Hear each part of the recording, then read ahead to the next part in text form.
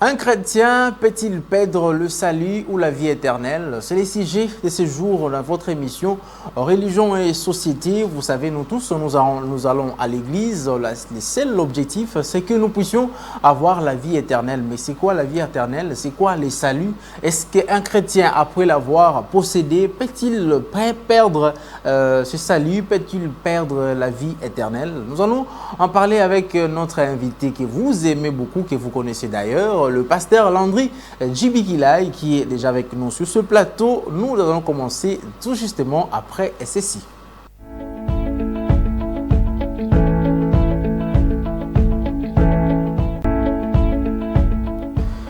Religion et Société, c'est votre émission dont vous nous suivez chaque jour, chaque fois que vous avez l'occasion. N'hésitez pas de nous écrire au travers les numéros qui est affiché sur votre barre de l'écran. Vous poserez des questions. Au moment voulu, nous allons vous donner des réponses. Vous avez aussi des sujets qui vous rongent, qui vous dérangent. Nous sommes prêts pour trouver des invités afin que vous puissiez être éclairés, parce que l'objectif de cette émission, c'est éclairer la lanterne de la société au travers le sujet de la religion. Alors, sur ce plateau, pasteur Landry avec nous. Pasteur Landry, bonjour. Bonjour, Papa Hervé. Vous allez très bien? Ça va très bien, merci. Voilà. Les sujets d'aujourd'hui, les chrétiens peut-ils perdre la vie éternelle? Peut-ils perdre le salut? Mais tout d'abord, comment peut-on définir le salut ou la vie éternelle? Ok, le salut ou la vie éternelle, c'est tout simplement le fait qu'un être humain reçoive la vie de Dieu.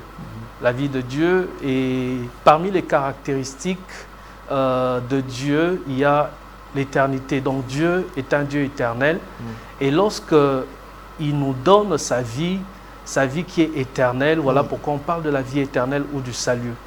Et ce salut, on le reçoit lorsqu'on donne notre vie à Jésus-Christ, lorsqu'on croit au Seigneur Jésus-Christ, son Fils. C'est à ce moment-là qu'on peut avoir ou recevoir le salut. Exactement. Uniquement à Seigneur Jésus-Christ. Donc, vous excluez automatiquement le musulman, les églises des Noirs, les autres qui ne croient pas en Jésus. Exactement. Le Seigneur Jésus-Christ lui-même dit dans Jean chapitre 14, verset 6, « Je suis le chemin, la vérité et la vie. Nul ne vient au Père sans passer par moi. » Donc, Jésus était strict en disant que pour aller vers le Père, pour rencontrer le Père, c'est-à-dire pour entrer dans le royaume de Dieu, avoir la vie éternelle, il faut passer par lui. Il est le seul chemin. Okay. Il n'est pas l'un de chemins, il est le seul. Alors nous croyons qu'on ne peut pas avoir de salut ou de vie éternelle en dehors de Jésus-Christ. Ok.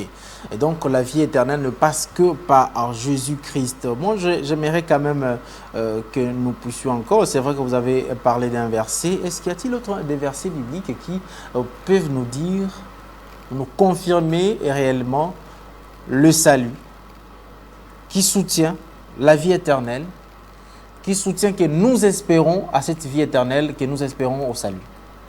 Oui, donc il y a un passage que les gens connaissent, Jean chapitre 3, verset 16, qui dit « Car Dieu a tant aimé les mondes qu'il a donné son Fils unique, afin que quiconque croit en lui ne périsse point, mais qu'il ait la vie éternelle. » Donc, quiconque, ça veut dire que vous soyez musulman, que vous soyez juif, quelle que soit votre race ou votre nationalité, lorsque vous croyez en Jésus-Christ, l'envoyé de Dieu, le Fils unique de Dieu, vous recevrez la vie éternelle. Donc, la doctrine de la vie éternelle est biblique. Cette doctrine est biblique, mais lorsqu'on parle maintenant de la perdre, comment quelqu'un peut perdre maintenant la vie éternelle? Est-ce qu'il est possible qu'un chrétien puisse perdre la vie éternelle? Et par rapport à cette question, il y a deux courants de pensée dans la chrétienté. Il y a d'abord ceux qui pensent qu'on ne peut pas perdre le salut. Okay. Donc, ils disent une fois sauvé, on est toujours sauvé. Voilà. Ça, c'est le premier courant de pensée. Ouais. Et il y a un deuxième courant de pensée qui croit qu'on peut perdre le salut si on ne marche pas dans la sainteté, dans la sanctification. Et moi, j'appartiens plus à la deuxième catégorie. Qui est possible de perdre le salut? Oui. Ok. Et je peux le prouver à travers les Écritures. Allons-y. Nous allons lire la parole de Dieu dans le livre d'Apocalypse chapitre 3. Et nous lirons du 1er au 5e verset. Okay. Apocalypse chapitre 3 verset 1 à 5. La Bible dit « Écrit à l'ange de l'église de Sardes, voici ce que dit celui qui a les 7 esprits de Dieu et les 7 étoiles. Je connais tes œuvres. Je sais que tu passes pour être vivant et tu es mort. Sois vigilant et affermis le reste qui est près de mourir, car je n'ai pas trouvé tes œuvres parfaites devant mon Dieu. Rappelle-toi donc comment tu as reçu et entendu, et garde et répands-toi. Si tu ne veilles pas, je viendrai comme un voleur, et tu ne sauras pas à quelle heure je viendrai sur toi. Cependant, tu as Sardes quelques hommes qui n'ont pas souillé leurs vêtements. Ils marcheront avec moi en vêtements blancs parce qu'ils en sont dignes. Verset 5, celui qui vaincra sera revêtu ainsi de vêtements blancs. Je n'effacerai point son nom du livre de vie et je confesserai son nom devant mon Père et devant ses anges. Amen.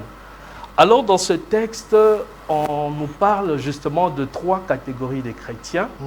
On nous dit, premièrement, il y a des gens ou des chrétiens qui passent pour être vivants alors qu'ils sont morts.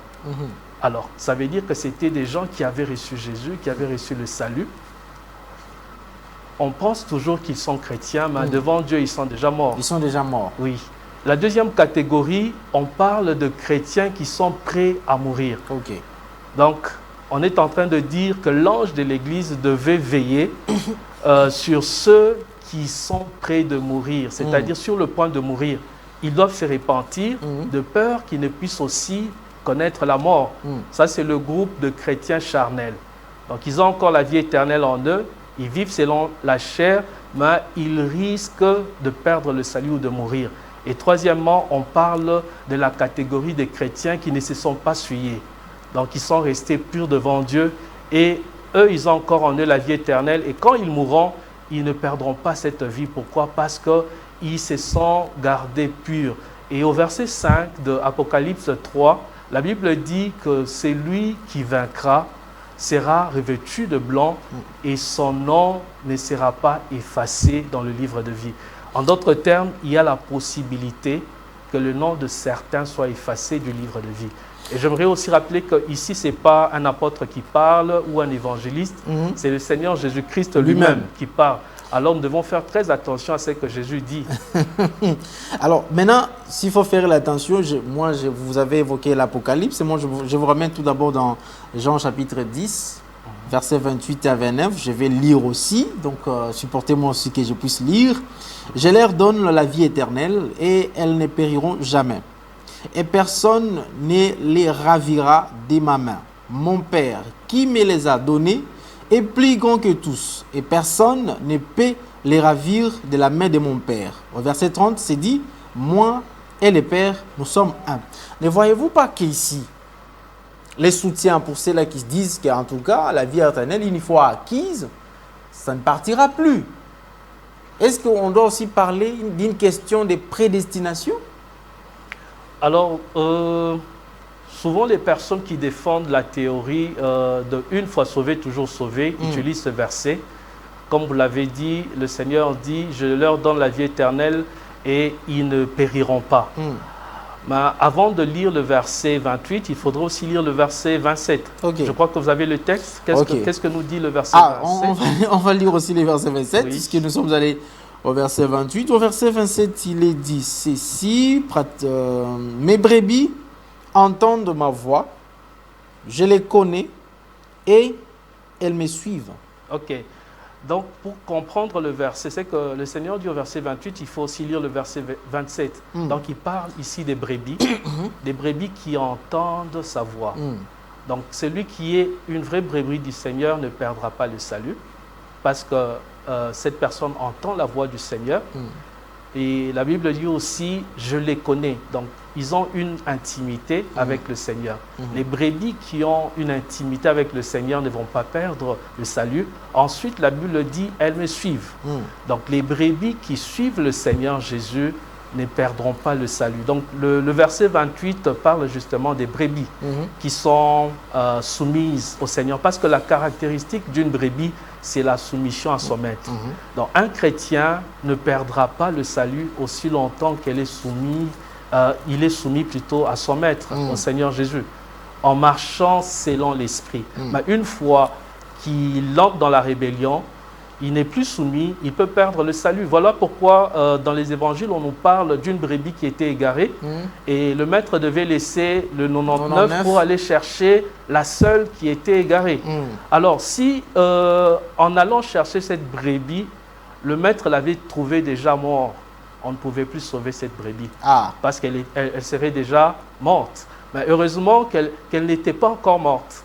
Mais en étant en dehors du troupeau, de la bergerie, il y avait aussi le risque que cette brebis meure.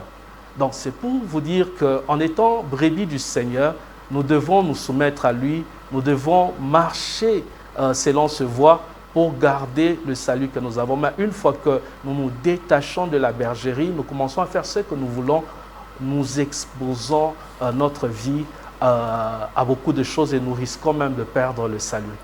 Quelle est alors la place de ces enseignements qu'on parle de la prédestination? C'est-à-dire, il y a des gens qui sont prédestinés à être sauvés, peu importe leur vie, peu importe ce qu'ils seront sur cette terre, ils sont prédestinés à avoir le salut, à avoir la vie éternelle. Qu'en pensez-vous par rapport à cela? Oui, je crois que la prédestination existe, mais je crois aussi à la notion de libre arbitre, c'est-à-dire Dieu nous donne le choix de choisir entre le bien et le mal. Parce que si on se limitait simplement à croire à la prédestination, nous pouvons croiser le bras, on se dit, une fois que je suis sauvé, je n'ai aucun effort à faire et j'attends la vie éternelle. Non, non, nous sommes prédestinés au salut, mais nous pouvons le perdre par les choix, les mauvais choix que nous faisons.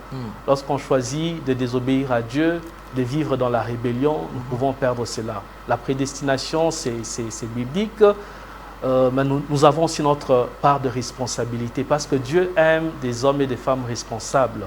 Alors ne dis pas que le salut, je suis assuré d'entrer au ciel, donc je peux faire ce que je veux. Vous risquez de perdre cela. Alors, en parlant aussi de la prédestination, je pense que c'est lorsque nous serons dans l'au-delà que nous saurons réellement si on est prédestiné ou pas. Donc, tu es sur la terre, que nous sommes ici, c'est impossible d'avoir même l'idée qu'on est prédestiné. Tu ne peux pas conclure à 100% parce que sur ta marche sur la terre, dans ta marche sur la terre, tu peux perdre le salut. Donc, c'est quand tu seras au ciel que tu diras que j'ai été prédestiné. Mais tant que tu es encore sur la terre, on ne peut pas le dire à 100%. Donc, le prophète, il peut vous prophétiser, demain vous aurez de l'argent, vous serez marié, mais il ne peut pas vous prophétiser si vous êtes prédestiné pour aller au ciel. Il n'y a que Dieu qui connaît qui entrera et qui n'entrera pas. Et nous voyons même l'apôtre Paul dire dans 1 Corinthiens chapitre 9, verset 27, « Je traite durement mon corps et je le tiens assujetti de peur d'être rejeté après avoir prêché aux autres. De peur d'être moi-même rejeté. » Donc même Paul se disait qu'il y a toujours la possibilité que Dieu me rejette. Malgré que j'ai prêché aux autres, malgré que j'ai été enlevé jusqu'au 3e ciel, malgré que j'ai écrit beaucoup d'épîtres, je crains cela. Je crains que je sois un jour rejeté. Donc, on ne peut être rassuré que lorsqu'on quittera cette terre et qu'on entrera au ciel. Tant qu'on est sur la terre, nous devons toujours avoir cette crainte-là de perdre le salut. Et cette crainte nous pousse justement à nous sanctifier, à ne pas faire n'importe quoi. Et c'est ça. Alors, comment allez-vous interpréter ces versets? Parce que j'ai quand même pris beaucoup de notes cette fois-ci, surtout les versets bibliques. Je vois Hébreux chapitre 6, verset 4 à 6, je vais les lire. « Car il est impossible que ceux qui ont été une fois éclairés et qui ont goûté les dons célestes et qui ont eu part au Saint-Esprit et qui ont goûté la bonne parole de Dieu et les puissances du siècle à venir et qui sont tombés soient encore renouvelés et amenés à la repentance puisqu'ils crucifient pour leur part le Fils de Dieu et exposent à l'ignominie. » Comment est-ce qu'on peut comprendre cela? Donc, quelqu'un qui a goûté, qui a vécu déjà, qui a connu déjà la parole de Dieu et qui tombe, même s'il se repente, il ne sera pas sauvé. Ah oui, donc ça c'est l'un des versets qui confirme qu'on peut perdre le salut. Parce que les gens qui défendent l'idée selon laquelle une fois on est sauvé, on est toujours sauvé, ils n'ont pas beaucoup d'arguments, à part le verset de Jean 10, 28 que vous avez cité. Oui. Mais ça, c'est un deuxième verset qui montre qu'on peut avoir goûté au salut et on perd cela. Pourquoi? Lorsqu'on tombe, c'est-à-dire lorsqu'on se détourne de Dieu, lorsqu'on abandonne la foi et qu'on retourne dans le monde, après avoir goûté aux choses spirituelles, après avoir connu Dieu, vous revenez, vous retournez dans le monde et vous perdez le salut. La Bible dit qu'il n'y a plus de sacrifice pour le péché dans ce cas-là. Donc ça veut dire une telle personne, même si on prie pour elle, elle ne pourra plus être sauvée parce qu'elle fait déjà partie de la liste de ceux qui sont morts. Comme je vous l'ai dit dans Apocalypse chapitre 3 verset 5, donc la première catégorie, c'était des gens qui passent pour être vivants mais qui sont morts. Donc quand une personne meurt spirituellement, après avoir reçu le salut, cette personne n'aura plus la possibilité d'être sauvée. Et mourir spirituellement signifie quoi? Ça signifie perdre le Saint-Esprit. Donc, l'Esprit de Dieu qui t'avait été donné quitte ton esprit, il ne reviendra plus. C'est le jugement qui va venir maintenant. Vous êtes pasteur, vous êtes serviteur de Dieu, sûrement vous recevez les chrétiens, les croyants chez vous, dans votre bureau, à l'Èche-Digre. Alors, une fois si vous recevez des croyants qui sont éloignés de leur foi, qu'en pensez-vous de leur salut à ce moment-là? Ah oui. Et quand je reçois les croyants qui sont égarés, éloignés de Dieu, en parlant avec eux, tu peux savoir si cette personne a encore la vie éternelle, mais qui est juste en train de vivre selon la chair. Donc vous sentirez dans cette personne-là le besoin de se repentir, parce qu'en lui, il y a encore la vie de Dieu. Cette personne, on peut encore la récupérer. Mais il y a d'autres personnes qui sont déjà égarées, donc qui ne croient même plus en Jésus, qui disent que Jésus n'est pas le seul chemin et qui ne veulent même plus entendre parler de choses de Dieu. Alors ces genres de personnes, celui-là c'est fini, on ne peut plus le récupérer. Oui, parce qu'ils sont déjà perdus, ils sont déjà morts spirituellement. Et donc même la Bible dit il y a un péché qui mène vers la mort, et pour ce péché, je ne vous demande pas de prier. C'est Jean qui le dit. Donc quand quelqu'un est déjà mort spirituellement, on ne peut plus prier pour lui. Mais c'est lui qui a encore la vie éternelle, bien qu'il vit dans le péché, a encore la possibilité de se repentir. Voilà pourquoi dans Apocalypse 3, le Seigneur dit « Répands-toi ». Donc toi qui es sur le point de mourir, tu n'es pas encore mort, répands-toi, reviens au Seigneur et pratique les bonnes œuvres. Mais dans tout ça, d'où est-ce que nous mettons la grâce? Parce que nous sommes dans les temps de la grâce. Jésus est mort pour sauver tous les pécheurs. D'où est-ce que nous mettons maintenant la grâce dans tout ça? Oui, la Bible dit que c'est par la grâce que nous avons été sauvés au moyen de la foi. Donc la vie éternelle ou le salut, nous le recevons par la grâce au moyen de la foi. C'est-à-dire tu n'as pas des œuvres à faire pour avoir la vie éternelle. Il suffit de croire à ce que Christ a fait à la croix, qu'il est mort pour toi, qu'il est ressuscité, il est monté au ciel, et que toi tu étais un pécheur, tu as besoin de ce salut. La vie éternelle entrera en toi, la vie de Dieu. C'est par la grâce. Mais une fois qu'on est sauvé, dans le même passage, c'est dans Éphésiens chapitre 2, maintenant verset 10, la Bible dit que nous avons été sauvés pour pratiquer des bonnes œuvres que Dieu a préparées d'avance.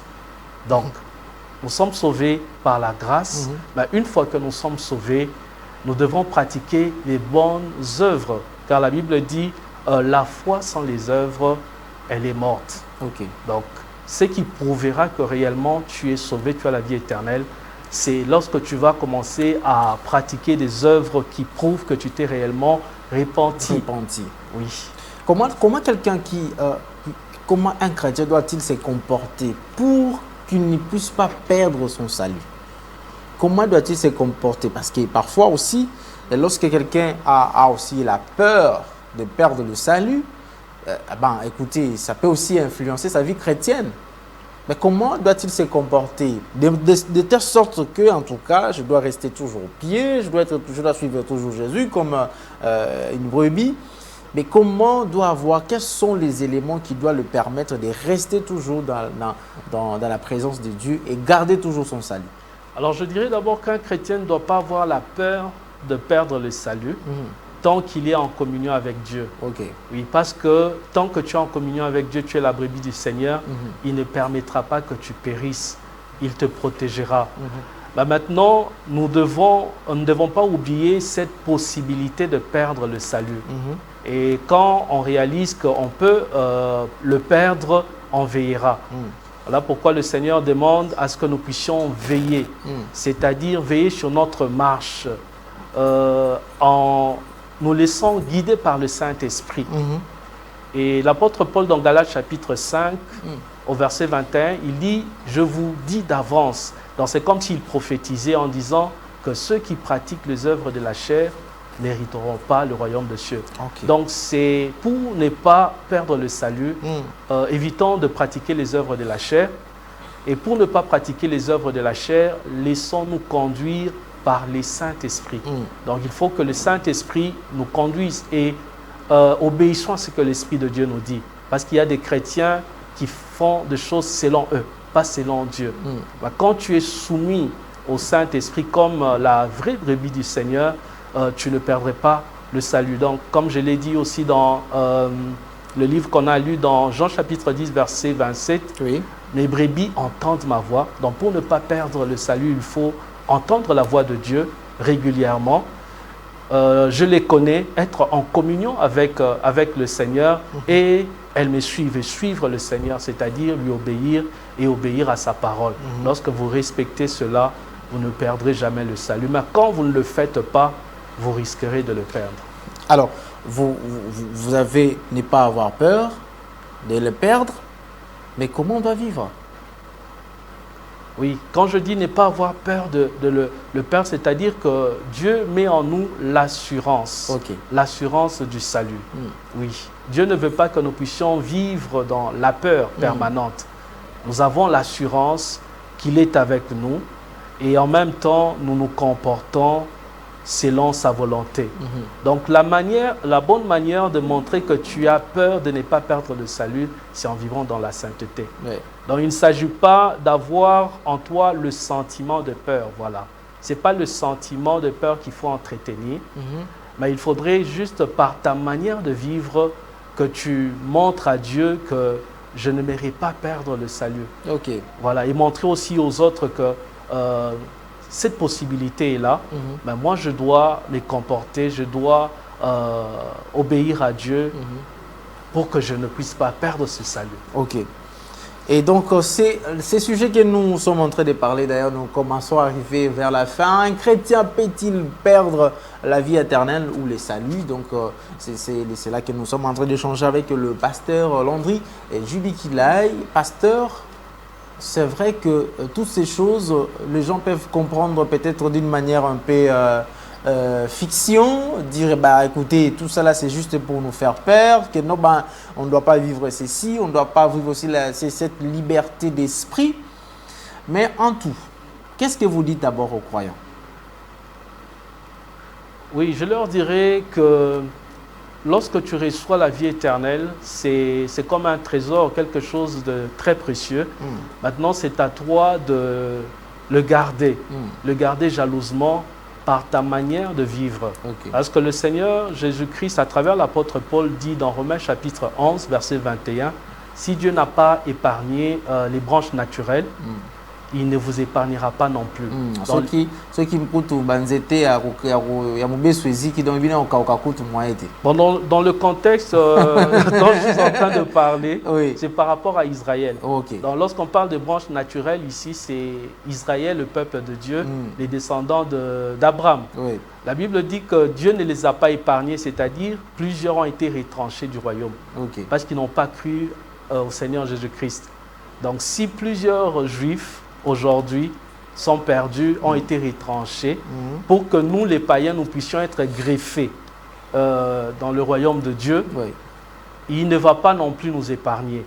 Donc de la même manière qu'il a été sévère avec les Juifs qui lui ont désobéi, il sera de la même manière sévère avec nous qui sommes issus des nations païennes si nous lui désobéissons.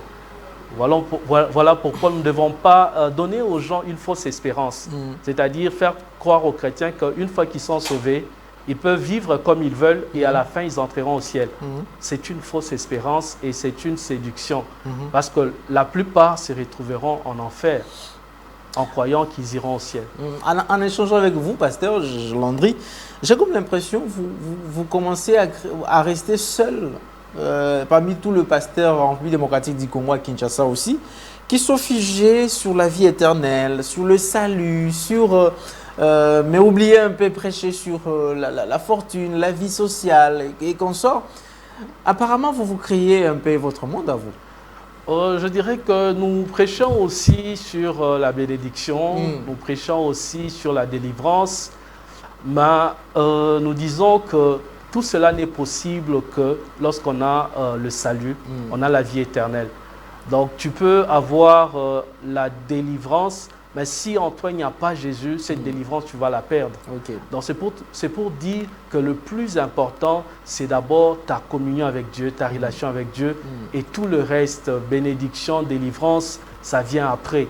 Et un jour, nous allons quitter ce monde. Lorsque nous quitterons ce monde, nous n'allons pas partir avec nos belles voitures, nos belles maisons, mais c'est avec notre foi. Voilà pourquoi nous mettons l'accent sur la foi. Donc, un chrétien doit combattre le bon combat de la foi. Une fois que tu quittes ce monde, que tu puisses partir avec ta foi qui est intacte, que tu ne puisses pas perdre ta foi à cause de choses de ce monde, à cause de souffrances de ce monde.